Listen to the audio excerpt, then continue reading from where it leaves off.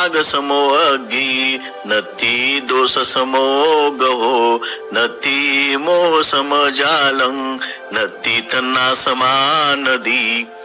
आसक्तीसारखी आग नाही, द्वेषासारखा ग्रह नाही, मोहासारखे जाळे नाही, तृष्णेसारखी नदी नाही. अर्थकथा. एका 6 लोकांच्या गटाला बुद्ध उपदेश करीत होते. त्यापैकी 5 लोकांचे त्याकडे मुळीच लक्ष नव्हते. केवळ एक जण लक्ष देणारा होता. लक्ष नसणाऱ्यांसंबंधी बुद्ध म्हणाले की त्यांचा स्वभाव त्यांच्या मागील जन्मातील प्रवृत्तीतून उद्भवलेला होता. आनंद याने जेव्हा त्याचे कारण विचारले तेव्हा बुद्ध म्हणाले की ते त्यांच्या हाव, द्वेष, अज्ञान आणि वासना यांमुळे घडले.